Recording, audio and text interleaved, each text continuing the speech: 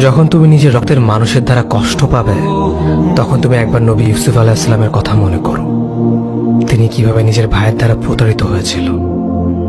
যখন তোমার বাবা মা না বুঝে তোমার বিরুদ্ধাচরণ করে, তখন নবী ইব্রাহিম আলাইহিস সালামের কথা মনে করো। তার বাবা তাকে আগুনে নিক্ষেপ করায় ভূমিকা রেখেছিল। যখন তুমি সমস্যা থেকে পরিত্রাণের জন্য কোনো পথ পাবে না, তখন ইউনুস আলাইহিস সালামের কথা ভেবো।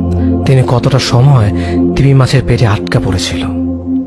যখন তোমার নামে কেউ মিথ্যা অপবাদ ছড়িয়ে দেবে, তখন মা আয়েশা রাদিয়াল্লাহু আনহার কথা মনে করো। তার নামে পুরো শহর জুড়ে কুৎসা রচনা করা হয়েছিল। যখন তুমি অসুস্থ ব্যথার যন্ত্রণায় কাঁদতে থাকো, তখন নবী আইয়ুব আলাইহিস সালামের কথা ভেবো। তিনি ভয়ঙ্কর এক ভাইরাসজনিত রোগে আক্রান্ত হয়ে তোমার থেকে বেশি কষ্ট পেয়েছিল। যখন তুমি দিনের কোনো বিধান নীতিতে যুক্তি খুঁজে পাও না, তখন নবী নূহ আলাইহিস সালামের কথা ভেবো।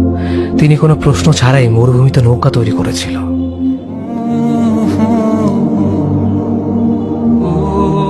যখন তুমি আত্মীয়স্বজন, পরিবার, বন্ধু বান্ধবের কাছে হাসির পাত্রে পরিণত হও, তখন তুমি শেষ নবী হযরত মুহাম্মদ সাল্লাল্লাহু আলাইহি ওয়াসাল্লামের কথা ভেবো। রাসূল সাল্লাল্লাহু আলাইহি ওয়াসাল্লাম বলেছিলেন, সবচেয়ে বড় পরীক্ষা দিয়েই সবথেকে বড় পুরস্কার আসে। যখন আল্লাহ কাউকে ভালোবাসেন, তখন তাকে পরীক্ষা করেন, এবং যে এই পরীক্ষাগুলো মেনে নেয়, সে আল্লাহর সন্তুষ্টি অর্জন করে। আর যে অভিযোগ করে, সে তার ক্রোধের পাত্র হয়। হে আল্লাহ, তোমার কথা মনে করা, তোমার প্রতি কৃতজ্ঞ হওয়ার এবং তোমার ইবাদত করার তৌফিক আমাদের দান করো। আমিন। যেভাবে তুমি সন্তুষ্ট হও, সেভাবেই আমাদের পরিচালিত করো।